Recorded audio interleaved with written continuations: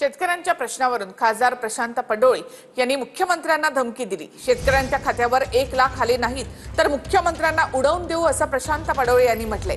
तर प्रशांत पडोळे हे ऍक्सिडेंटल खासदार अशी टीका बावनकुळे यांनी केली आहे। फडणवीसांवर बोलताना विचार करून बोललं पाहिजे असं देखील बावनकुळे यांनी पडोळे यांना म्हटलंय।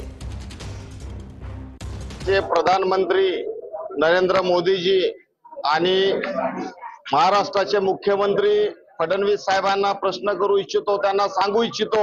तुम्हाला सांगतो, पीक विमा 18 रुपये भेटले साहेब। 18 रुपयाला काय होते पीक विमा मध्ये साहेब? धोरण चेंज करा साहेब, आम्ही तर तयार आहोत तुमच्यासाठी। यावेळेस शेतकरी आत्महत्या करणार आहे साहेब, तुम्ही समजा आम्हाला 1 लाख रुपये आमच्या शेतकऱ्याला तुम्ही नाही दिला नाही, आमच्या शेतकऱ्यांचा हक्क दिला नाही साहेब, तर यावेळेस आम्ही आत्महत्या करणार नाही। यावेळेस आम्ही उडवून देऊ साहेब, तुम्हाला उडवून देऊ। भंडाऱ्याचे खासदार प्रशांत पडोळे यांनी जे वक्तव्य केलं आहे खरं तर बालिशपणाचं आहे। त्यांनी आपल्या नेत्याला विचारून घेतलं पाहिजे की देवेंद्र फडणवीसजीवर बोलताना विचार करून बोललं पाहिजे, कारण